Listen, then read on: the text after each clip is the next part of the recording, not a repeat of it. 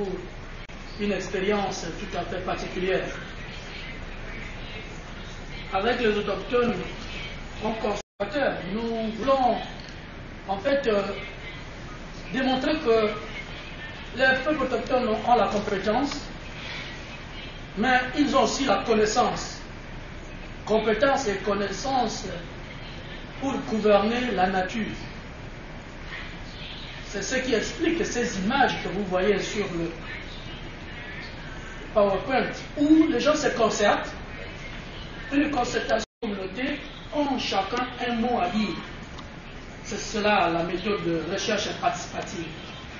Parce que la gestion de l'environnement, la gestion des aires protégées, la gestion de la nature, ça n'incombe pas à un seul individu.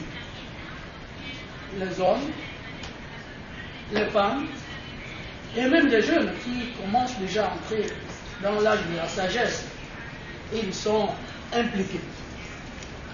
Vous voyez bien, dans un village, autour d'un parc, Nikébé, c'est-à-dire dans le nord du Gabon, les peuples autochtones Baka, du village Bitouga, se retrouvent parce que les parcs sont créés et tout porte à croire qu'on va les exclure. On leur interdit même de pouvoir aller à l'intérieur. Or, c'était cela, justement, leur patrimoine.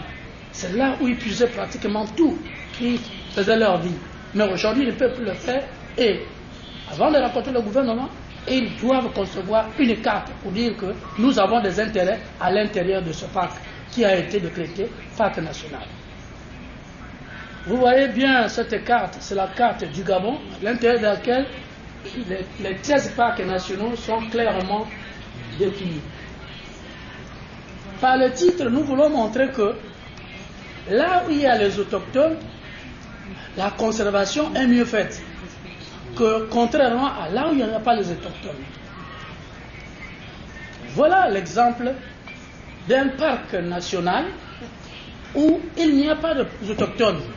Il s'agit là du parc national de l'Ivindo, dans la province de Goué-Ivindo, une province qui a fait parler d'elle à cause de l'affaire de Belinga. Les privés qui devaient exploiter le fer ont pensé qu'il fallait d'abord barrer les chutes, et pour atteindre les chutes, il faut d'abord détruire la forêt, qui se trouve pourtant dans un parc national. Voilà les dégâts. Ils ont détruit, et puis on leur dit non, vous n'allez plus exploiter le gisement de fer, arrêtez, et la forêt reste comme ça, avec des routes inexploitées, avec du bois qui est coupé là, mais qu'on interdit aux gens de pouvoir exploiter, avec des mille pattes qui ont été tuées parce que là, il n'y a plus la forêt, avec des animaux qui ont fui parce qu'il y a eu trop de bruit d'engin,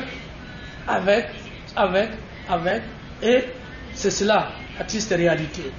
Nous n'allons pas nous étendre parce que le temps nous fait défaut. Nous allons comparer ce que nous venons de voir dans le parc national de l'Ivindo avec ce patrimoine autochtone fluvial. Là, ce sont les chutes de Congo. Ces chutes ont la particularité d'être jumelles. À droite, c'est le jumeau soleil. À gauche, c'est le jumeau lune.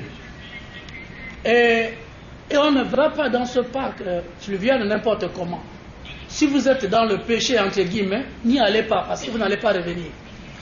Et le plus souvent, on va faire des rites là-bas afin que la province se porte bien.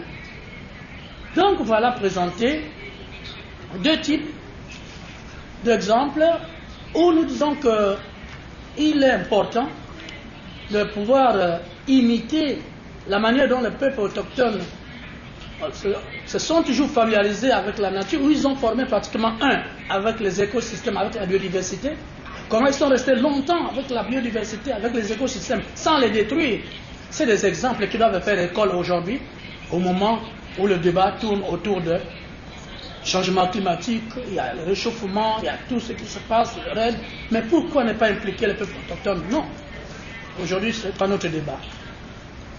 Les peuples autochtones ont su maintenir l'équilibre entre la conservation et les besoins humains. Ils ne détruisent pas. Ils prennent ce qu'ils vont ils prennent ce qui doit soigner les gens. Ils prennent tout en conservant.